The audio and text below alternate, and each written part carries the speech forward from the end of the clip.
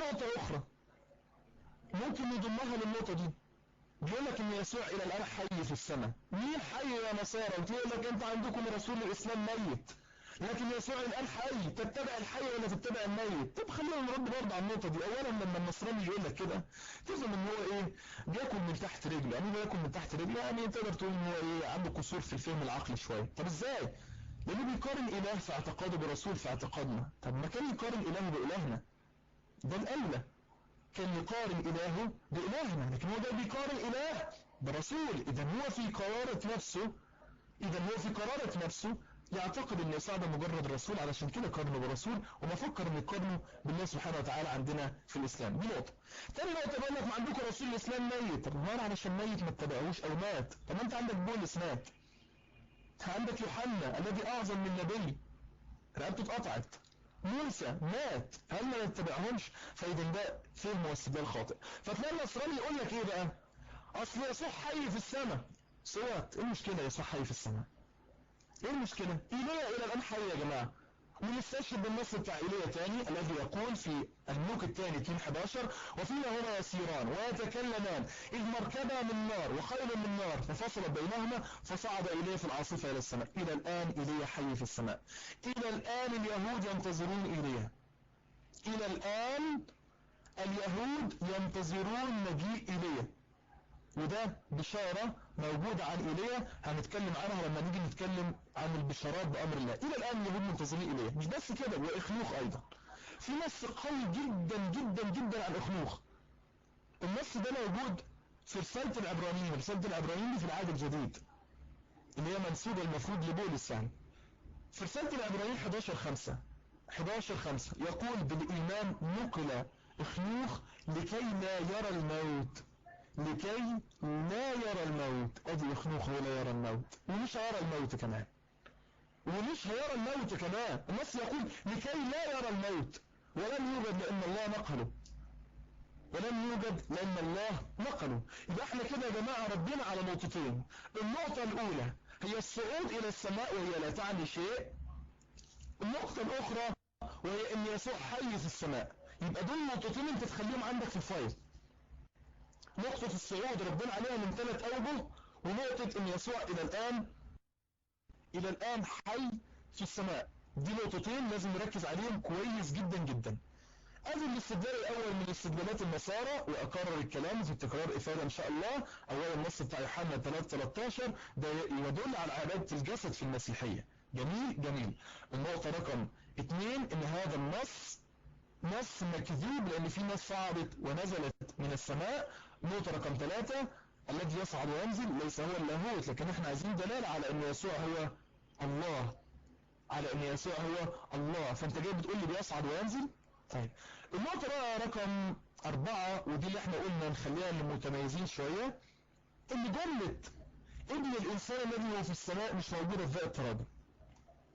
جملة ابن الانسان، وهي وجه الاستدلال اصلا من النص اللي بيستشهدوا بيه النصارى، ابن الانسان الذي هو في السماء مش موجودة في باقي التراجم، موجودة فقط في ترجمة فان دايك وتقريبا ترجمة الحياة. طبعا دي معلومة للإخوة، دي ترجمة اسمها ترجمة تفسيرية، يعني واخدة الفان دايك وبتفسرها. وحتى البابا شنودة ما أقرش بالترجمة دي.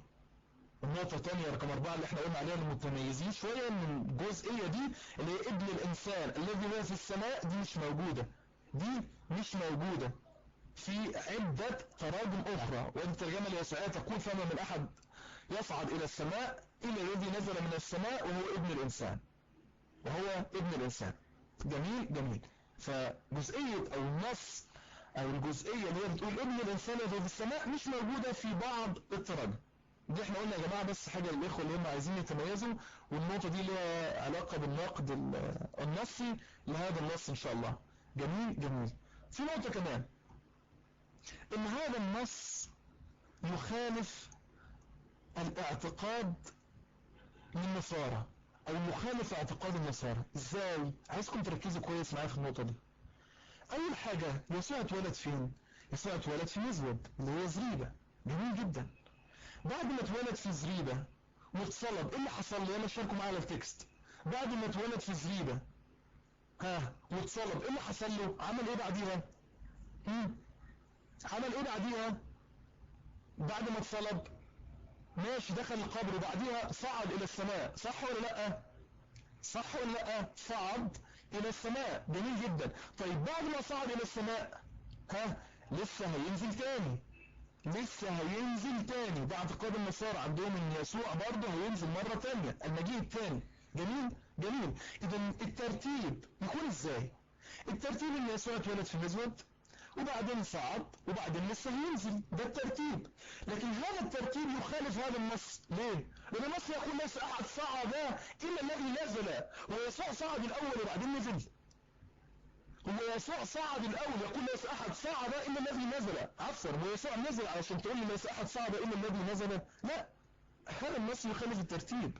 انت المفروض تقول طبقا للنص علشان يوافق اعتقاد النصارى ليس احد ينزل من السماء الا الذي صعد، لان يسوع صعد الاول ولسه هينزل، صح ولا لا؟ يسوع بعد الصلب صعد ولسه منتظرين نزوله، فالمفروض النص يقول ليس احد ينزل الا الذي صعد وهو يسوع. لكن هذا النص يقول ليس احد صعد الا الذي نزل، يعني لا قدم النزول على الصعود. هذا ترتيب خاطئ، وده ترتيب خاطئ، لان يسوع ما نزلش من السماء.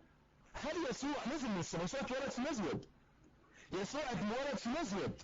طيب لو جه نصراني قال لك اصل اللاهوت نزل من السماء، قول له شكرا، اللاهوت لا يصعد ولا ينزل. بس اللاهوت يملأ كل الكون، لا يصعد ولا ينزل. نعيد النقطة دي تاني، نعيد النقطة دي تاني. النص يقول ليس احد صعد الا الذي نزل من السماء، الا الذي نزل من السماء. يسوع اتولد في زريبة وصعد وبعدين لسه ينزل. لكن النص يقول ليس احد صعد الا الذي نزل، الا الذي نزل. هل يسوع نزل من السماء؟ اخونا حيدرة ركز في النقطة دي، هل يسوع نزل من السماء يا اخي حيدرة؟ هل هو نزل عشان يقول لك ليس احد صعد الا الذي نزل؟ مش ممكن، الكلام ده غير صحيح. يسوع ما نزلش من السماء. فهمت يا اخي حيدرة؟ اتمنى تكون نقطة وسطتك. يسوع ما نزلش، يسوع اتولد في مزود. هيقول لك اصل اللاهوت هو اللي نزل، اللاهوت لا يصعد ولا ينزل. يا اخي حيدرة اتمنى تكون نقطة وسطتك ان شاء الله. ماشي؟ في اعتقادي يا اخي ماشي، انا بعتقد، هقول لك انا بعتقد ان يسوع نزل بايه؟ بس ادينا انت الحل. هقول لك نزل بالجسد مستحيل، يسوع نزل من رحم مريم العذراء في زريبة في مزود. نزل باللاهوت، اللاهوت لا يصعد ولا ينزل. الموضوع انتهى. نزل بايه؟ ادوني انتوا حل، ادوني انتوا رايكم، حطوا نفسكم مكان النصراني. ولا ينفع يقول لك نزل باللاهوت، ولا ينفع يقول لك نزل بالجسد، وما نزل بايه؟ بس يبقى هو اعتقاد بدون دليل، يبقى الكلام ده غير صحيح. الحمد لله ان هي وصلتك النقطه يا اخي الحبيب حيدر. اذا يا جماعه احنا ردينا على نقطه الصعود في السماء ونقطه النزول في السماء. طيب ده النص الاولاني الخاص بالصعود. في نص اخر لما يجي النصراني يقول لك اصل اسمه ايه ده ايليا النبي، يقول لك ده صعد في المركبه، صعد في المركبه، يقول لك مركبه جت وخليته طلعت. قال يعني ايليا ربنا سبحانه وتعالى ما كانش قادر يصعده من غير مركبه، والمركبه هي اللي خليته تصعد. هنرد عليه بنص بسيط جدا، هو النص صعود يسوع. النص موجود في لوقا 24:51. لوقا 24:51 يقول لك بوسيله. شوف النص بيقول ايه؟ ده بعد الصلب. وفيما هو يباركهم انفرد عنهم واصعد، واصعد الى السماء. هنا يسوع صعد من نفسه. العقلاء بقى، وادي النص نزل لكم بالتشكيل كمان، النص واضح يعني، رغم ان النص واضح لا تقرأ الا هكذا. ادي النص يقول اهو وفيما هو يباركهم انفرد عنهم واصعد الى السماء. اذا يسوع برضو مش هو اللي صعد من نفسه، لا ده اصعد. اذا يسوع مفعول به، مش هو الفاعل، لا يسوع مفعول به. علشان لما يجي النصراني يرد يقول لك اصل ايليا اخنوخ ده الله اخده، وايليا ده صعد في المركبه، هم برضه يسوع اصعد به. يسوع اصعد الى السماء، مش صعد من نفسه ولا صعد من ذاته الى السماء. جميل النقطه دي، جميل النقطه دي. نائب فاعل بغض النظر بقى المهم هو ايه اتفاعل به هذا الامر واصعد. جميل يا جماعه، جميل. يبقى احنا كده ردينا على نقطة الصعود ونقطة ان يسوع حي في السماء. ولو النصراني وجه لي نقد قال لي اصل ايليا صعد في المركبة واخنوخ الله اخده، برضه يسوع ايه اصعد الى السماء. تعال نعمل ربط مع العهد القديم والشيء بالشيء يذكر. طبعا النصارى محتاجين اي شيء من العهد القديم يدللوا بيه على يسوع وخلاص، ويدللوا بيه على اعتقادهم ان الله والاله ده له ابن، والابن ده واخد من طبيعته، الكلام الغريب ده. احنا زي ما قلنا ان اليهود برضه بيعتقدوا في البنوة لله، بيعتقدوا برضه في البنوة لله ان عندهم حاجة اسمها ابناء الله برضه، مفيش اي مشكلة. لكن ما بيعتقدوش بقى في ابناء الله ان هو بقى من صفاته ومن ذاته واحد في الجوهر والكلام الغريب ده، لا مش عندهم خالص. فبيحاولوا يعملوا ربط بنص غريب جدا من سفر الامثال. الامثال ده في العهد القديم. النص يقول في سفر الامثال اصحاح 30 من عدد 4، ده برضه نص بيستشهدوا به النصارى بكثرة. 30:4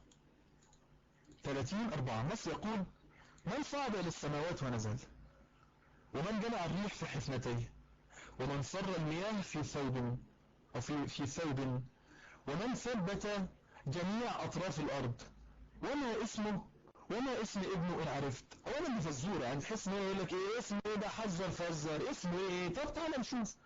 النصراني يقول لك النص ده بيتكلم عن يسوع، تقول له ليه؟ يقول لك أهو من صعد إلى السماوات ونزل، يقول لك بقرينة أو بالاستشهاد بالنص بتاع يوحنا 3:13 من صعد إلى السماء أو الذي صعد ونزل هو يسوع. إذا في هذا النص يتكلم عن يسوع، صح ولا لا؟ ده استدلال النصراني. يقول لك أهو في يوحنا 3:13 يقول الذي صعد ونزل هو يسوع ابن الإنسان يرد في السماء، وادي النص يقول لك من صعد إلى السماوات ونزل. طبعا ناخد من المتشابهات أي كلام والسلام، حلو أنا بقول سجعه، أي كلام والسلام وخلاص. فيقول لك من صعد إلى السماوات ونزل، أنا موافق. الذي صعد إلى السماء ونزل هو يسوع الذي هو ابن الإنسان، جميل. ومن جمع الريح في حفنتيه، يسوع.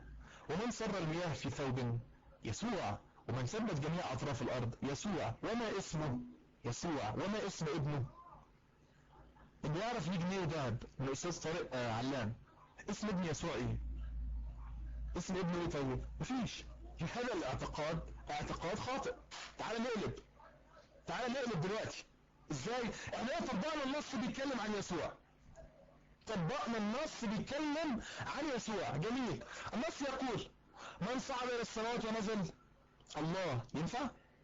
ها يلا احنا علشان لما نيجي نقول ما اسم نقول الله، ما اسم ابن نقول يسوع، علشان نرضي النصارى.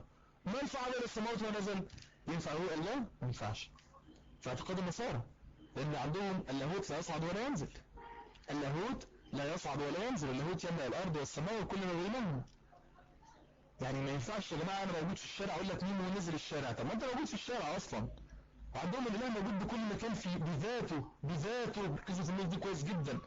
عندهم الاله موجود في كل مكان بذاته، ما تقوليش بيصعد وبينزل. عندك تحت المكتب، تحت رسائل البن، في اللابتوب موجود، في الكتاب، في اي حاجه الاله موجود. طب هنا مشكله. طب تعال نقسم النص نصين. حبه يسوع وحبه ايه؟ حبه الله. من صعد الى السماوات ونزل، يسوع. وجمع الريح حزمتيه، الله. ومن سر المياه في ثوب، الله. ومن ثبت جميع اطرافه في الارض، الله. وما اسمه، الله. وما اسم ابنه، هيقول لك يسوع. يبقى هو كده قسم لك النص الى جزئين. من صعد الى السماء ونزل قال لك يسوع. طب من جمع الريح في حزمتيه قال لك يسوع. طب ما الكلام ده لا يستقيم مع النص. الكلام ده لا يستقيم مع النص، لان النص ده بيتكلم عن شخص واحد. بيقول لك ما اسمه. طب اسمه مين؟ لو كان النص بيتكلم عن شخصين يقول لك ما اسمهما والموضوع انتهى، صح ولا لا؟ هيقول لا اسمه لا وخلاص شكرا، مش هيكمل بقى وما اسم ابنه عرفت. لكن معنى ان هو النص يقول ما اسمه ده هو بيتكلم عن شخص واحد. اختار يا نصراني، قدامك 3 اختيارات. يا اما تقول يسوع وتقول لنا ما اسم ابنه، يا اما تقول الله والله لا يصعد ولا ينزل لان الله موجود بذاته في كل مكان، يا اما جنب حيطه ممكن انا وانت مش هقول لك نخبط راسنا فيها، لا نرسم لوحه عليها. اذا حته الصعود والنزول اعتقد ان هي انتهت تماما.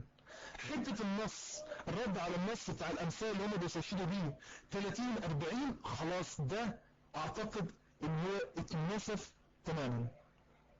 النص ولا ينفع مع الله ولا ينفع مع ابنه ولا غيره. يبقى احنا كده يا جماعه ردينا على نقطه الصعود وربنا يقول لو النصراني اعترض وقال لك اصل ايليا صعد بالمركبه واخنوخ الله اخذه برضه يسوع اصعد، لو قال لك حي في السماء قل له اخنوخ نقل لكي لا يرى الموت وايليا الى الان حي، ولو استشهد بهذا النص في دور ترد عليه.